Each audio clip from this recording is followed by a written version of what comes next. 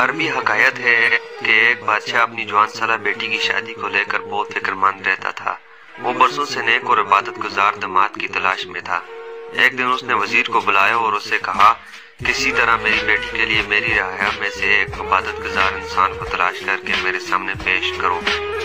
वजीर ने अपनी फौज को शहर की जामा मस्जिद के गिर्द तैनात कर दिया और कहा, छुप कर देखते रहो, जो शख्स आधी रात मस्जिद में दाखिल हो उसे निकलने मत देना जब तक मैं न आ जाऊं। एन उसी वक्त एक चोर चोरी करने के इरादे से घर से निकला और दिल में सोचा क्यों न आज शहर की जामा मस्जिद में जाकर चोरी की जाए, वहां मस्जिद का कीमती सामान चुराया जाए।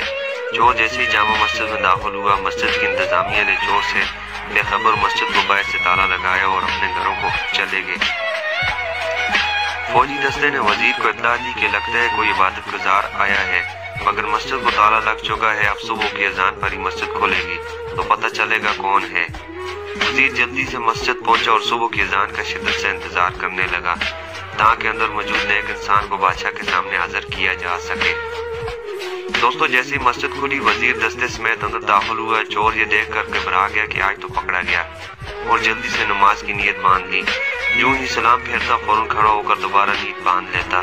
वजीर को उसकी इबादत गुजारी पर यकीन आ गया। यूं ही सलाम फेरा, फौजी दस्ते ने उसे चोर को पकड़ लिया और बादशाह के सामने पेश किया।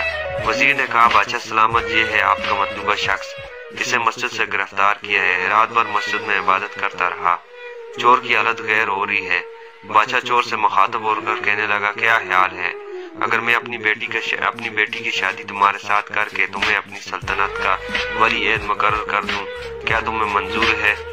तो चोर हका बका होकर कहने लगा, डरते डरते पूछा, आलीजा, ये करम नवाजी किस वजह से है?